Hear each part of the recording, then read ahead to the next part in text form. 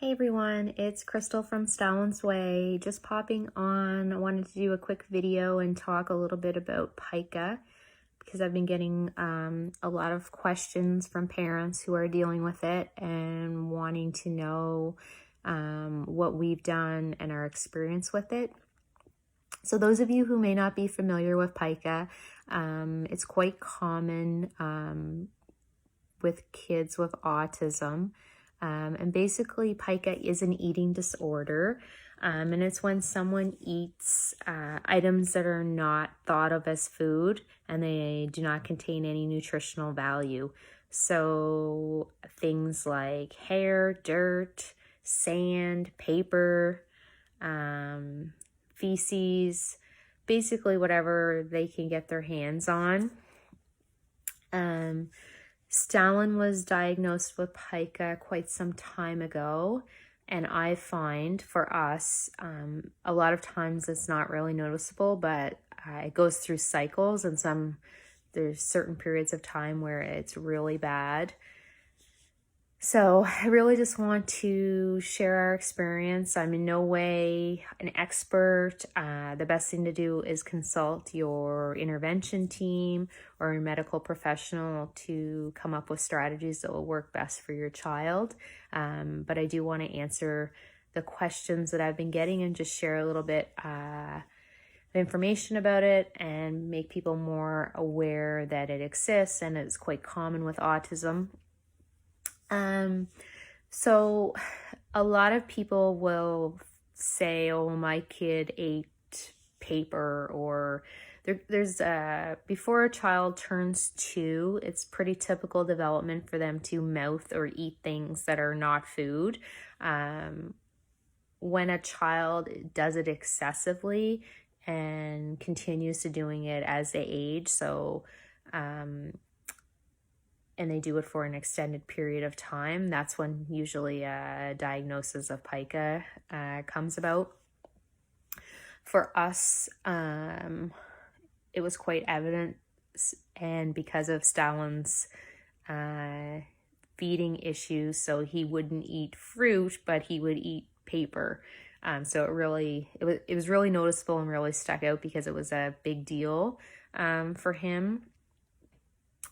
So some of the things that we've done, one of the first things that we did was we had blood work done to check for a deficiency, because a lot of times when someone is deficient, for example, Stalin has an iron deficiency and he's anemic, so sometimes that may cause him to crave or eat certain things, and I've heard of it occurring with other deficiencies like zinc.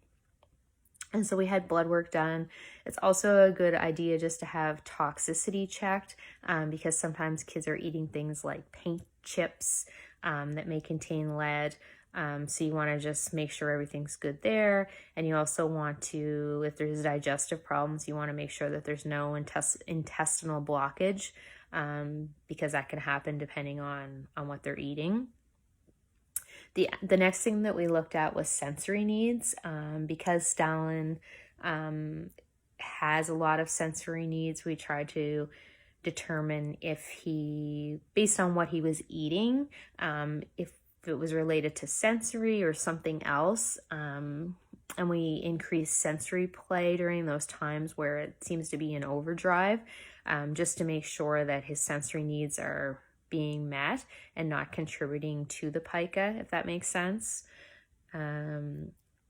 He also wears the Zilla for chewing, so lots of times when he is eating things he shouldn't, then I'll redirect him to that, because he can chew on it and he still has the sensation of having something in his mouth, but he's not necessarily swallowing anything. So I do find that helps for redirection.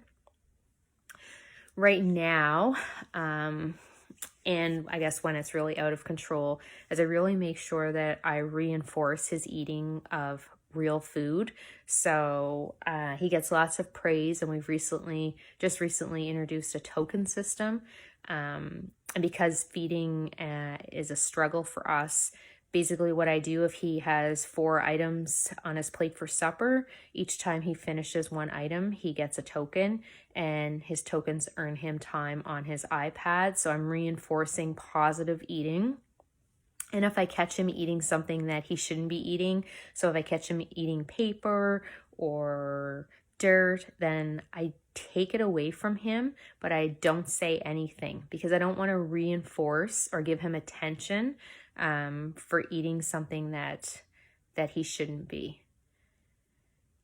I always try when he's in these cycles of pica to keep his hands busy. So that can be with different activities, finger fidgets, things like that. And I know it sucks, but you really need to pica-proof your house.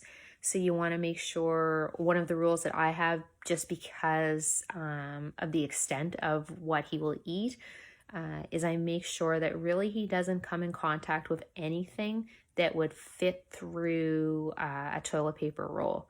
So toys with little pieces, markers, everything's kept out of his reach,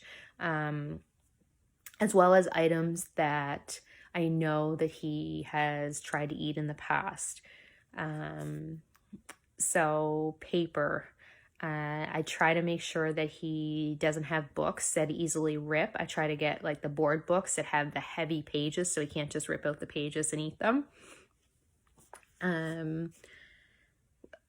When we go through cycles of pica, we have to clean a lot.